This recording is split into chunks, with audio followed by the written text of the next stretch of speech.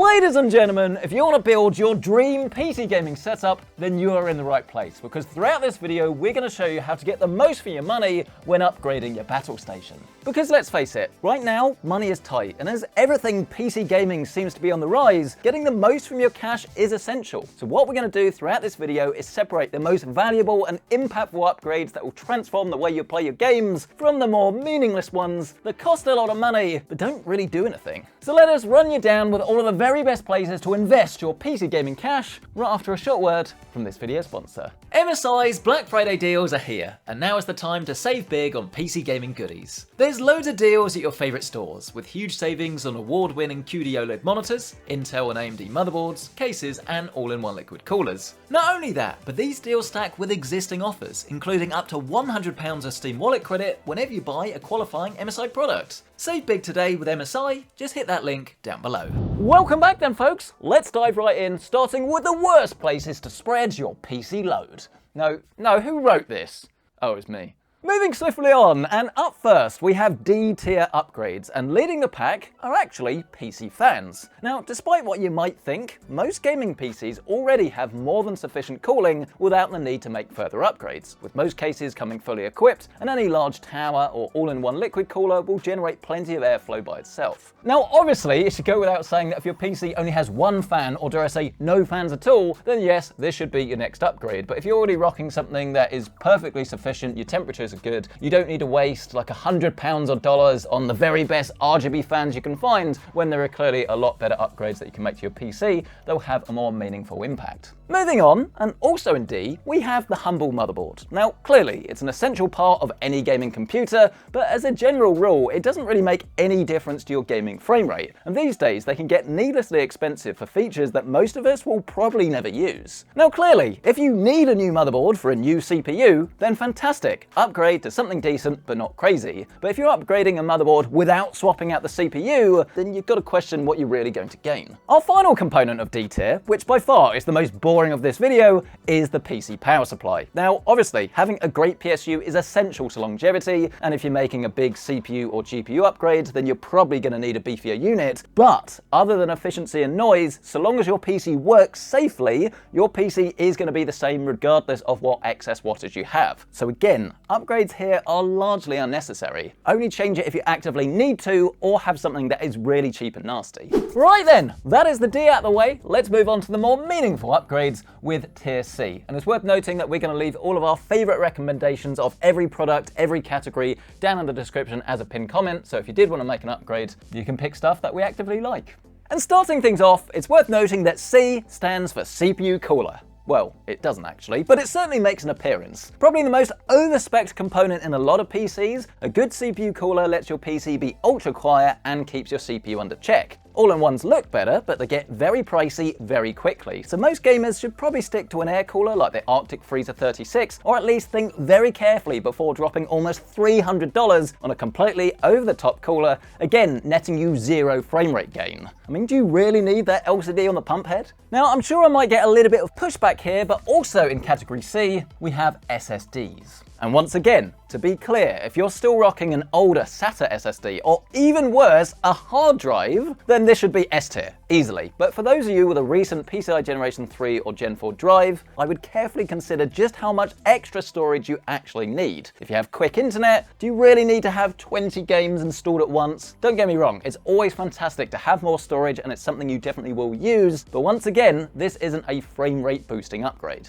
And in this strange old world of PC-centric tier lists, C also stands for case, as obviously this is a massive upgrade that can quite literally transform the way your setup looks, and more importantly, accommodate even more PC hardware. But is it essential? I am a huge advocate for getting a quality case whenever you design your build, with enough space for upgrades and airflow, and the build quality to last a decade. But it's for this very reason that a case upgrade isn't the be-all and end-all, as while it makes a massive visual and potentially audible difference to your rig, as long as you already have something decent, there's a lot of time, effort and cash for a more whimsical upgrade. Oh, and then our final entry at C are microphones.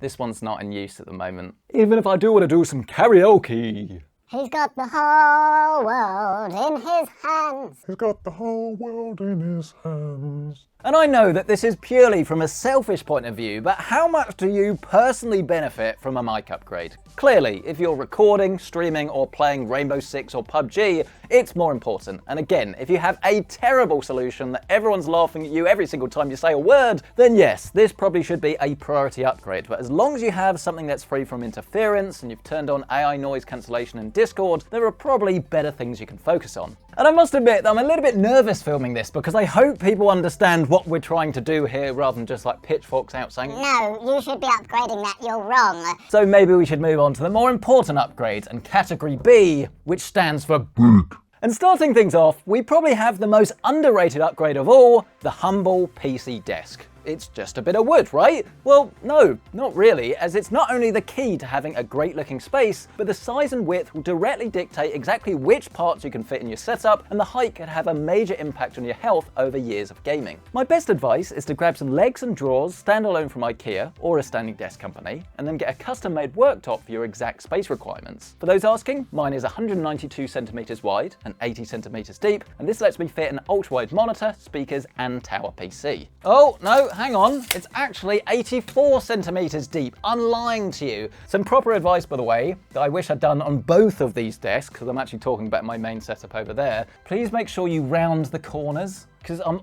always walking into these and going, ow.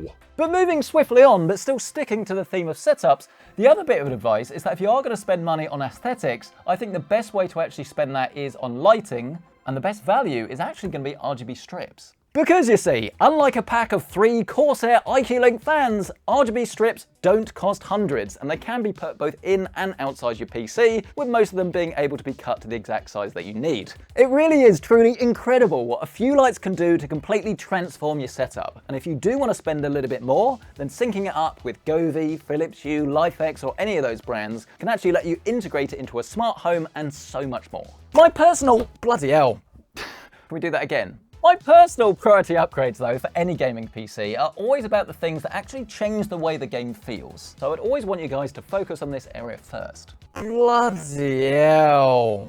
And I think it's very fair to say that almost all PC gamers should invest in a proper gamepad. They come in handy across a wide variety of games, and whilst you can always cheap out on something under 20 bucks, getting an official Xbox controller is always my go-to pick, importantly alongside an official Xbox adapter to prevent any of those horrible Bluetooth dropouts. If you can spare the change, then I do think an Elite controller is worth the extra cash, but I think for most people just stick with the core version, you don't need the extra accessories. And then, probably the most controversial thing in this list, in at B, we have keyboards. No, PC-centric keyboards? They're S-tier, mate. I can't believe you would do this. They're like the best thing ever. I've invested so much money in these. How can you possibly say that they're B? That is outrageous. Now that we've calmed down, let me explain. I am more than aware that proper hardcore keyboards have a massive following, especially once you talk serious money, but for your average gamer that's probably using a membrane keyboard, they're great upgrades, but are they really worth £200 to £300? I think if I could describe top-end keyboards in a word, it would be satisfying, with lubed switches and custom builds giving serious desk envy, but the mass-produced mechanical keyboards from Corsair, Logitech, Razer, etc.,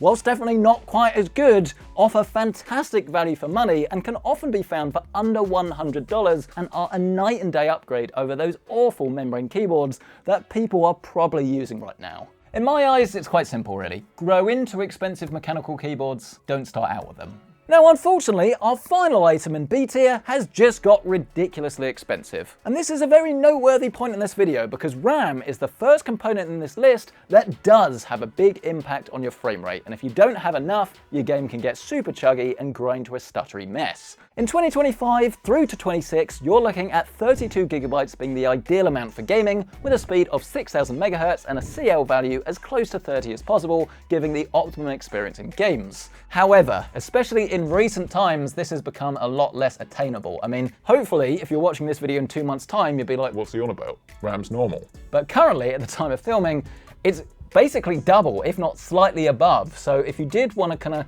undercook it a little bit and get like a CL36 kit and it's going to save you like £50 of dollars, that clearly is going to be worth it. But unfortunately, RAM is one of those things that you just need the right amount of. There's no point over-speccing it and putting 120 gig of RAM in your system, because if you're only going to be using 16, the extra RAM is literally going to make no difference to your experience, your performance whatsoever. Ba-boom though, ladies and gentlemen. Now we're up to A-League and the most meaningful upgrades that you can make. And I think the best place to start is with another PC component, the all-encompassing CPU, critical for general performance, but absolutely vital for gaming. Because you see, the CPU handles all of the game logic, and with titles like Battlefield 6 massively hammering the processor pretty much at all times, getting at least a Core Ultra 5 or Ryzen 5 is key to getting smooth frame rates in 2026, though stepping up to a Ryzen 7 or best yet an X3D chip will yield the smoothest frame rates possible. The only reason that this is an S tier is that most games still tend to be GPU bound, so most people can probably benefit a little bit more from a beefier graphics card.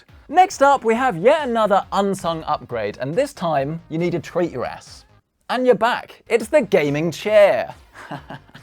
And it's here that I say gaming chair deliberately, as this is a little bit of a red herring and marketing buzzword. What you actually want is a comfortable chair that's good for you and will last for years to come. Anything with great support, ample padding, and plenty of adjustments should do nicely, with my personal preference being fabric rather than real or faux leather, just to reduce the amount of sweat buildup. Now, our final upgrade before we talk about the absolute best of the best is a very close area for me, and it's my rabbit hole. I love it, but it's not for everyone. But everyone definitely should invest here, and that is headphones, speakers, and headsets. Great audio has such a massive impact to your gaming experience, I don't know why it's not focused on more. And of course, it's not just used for gaming, it is transformative for music too. And I had written a whole bit in the script here about headsets and just everything, but let's focus in on what really matters, right?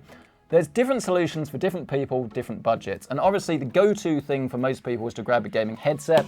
This is great for convenience. I like to have like a wireless headset if I'm playing games, because it means you can walk into the kitchen and make yourself a cup of tea. Bloody hell. But actually, for most people, especially if you don't already have a great pair of headphones, then investing in a decent pair of headphones and getting like a separate mic, so I actually use like an open back pair of Shure headphones with a mod mic attached to it. It's kind of the best of both worlds really, because then when you want a great pair of headphones, you've got that.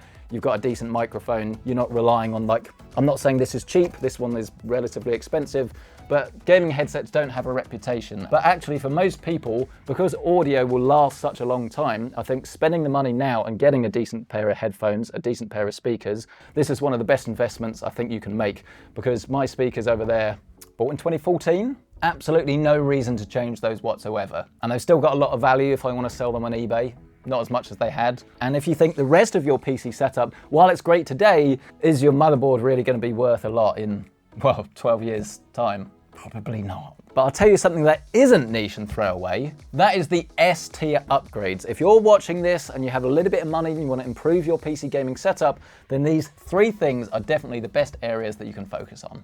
Oh, it's exciting. Up first, and one of the cheapest upgrades you can make to your setup, we have the humble gaming mouse. Now, of course, not all of these are made equal, and better mice with superior sensors and lighter bodies will not only let you aim as intended, but they actively reduce the latency between what you want your character to do and what actually happens. I mean, think about it. It's the only real interaction you have between you and the machine, so why wouldn't you want to prioritize it? The second must-have, though, is my personal favorite, and it's one of these, a gaming monitor. I mean, I know this sounds stupid, but when you're actively using your computer, you're not looking at your computer, you're looking at the monitor. So why wouldn't you want this to be the absolute best it could be? Now, don't get me wrong, there's absolutely nothing wrong with getting started with an old work screen or TV, but playing on a dedicated computer monitor with at least 120Hz refresh rate and low input lag is going to make a huge difference to your gaming, especially if you're playing multiplayer. And it really is truly fantastic that such monitors can only cost around about $100 to $150 is awesome. But if you did have a little bit extra to spend, then stepping up to a high resolution display like 1440p or 4K will make your visuals way sharper, and going all the way up to OLED will truly blow your mind with perfect contrast, mesmerizing colors, and minuscule blurring thanks to the super fast response times. But of course, we cannot forget the final upgrade, and I don't want to say this is the most important, but it's very, very close. It's been hiding in plain sight this whole time. It's the graphics card. It is by far the most critical part in any gaming PC, and it has the biggest impact on gaming frame rates than anything else. Sure, they can get crazy expensive, but even on a more modest budget, a simple upgrade can take your favourite game from a bit sluggish to massively overpowered. Higher frame rates can also let you win more games, assuming you're good enough of course, unlock higher graphic settings, and even use the excellent DLSS or FSR4 upscalers that in turn can increase your frame rates even further. Now granted, if you've already got a great GPU, then obviously I'd look to upgrade something else. CPU bottlenecking, for instance, is a very real thing, but if there was just one single upgrade that would help almost every gamer in almost every scenario, then the GPU would be that upgrade. So then, ladies and gentlemen, that is our list. What do you think? Have I got this right? Is this the perfect order? Or have I got it completely wrong and you were moaning at me from the start and you think I'm an idiot? A massive thank you for watching this video. If you've enjoyed it, smash the like button, get yourself subscribed. And as I say, all of our favorites on all of these categories, we've tested a lot of stuff over the years. You can find links down below with our affiliate links. And while you're down there, why not save big with MSI's Black Friday deals? With offers ending on December 2nd, you've got to be quick. There's huge savings on monitors, including QD OLED, as well as deals on cases, coolers, motherboards, and more. Not to mention that these stack with existing offers with up to £100 of Steam Wallet credit whenever you buy a qualifying component. Get your deal of the day today with MSI, linked down below. But thank you guys so much for watching. We'll catch you in the next one.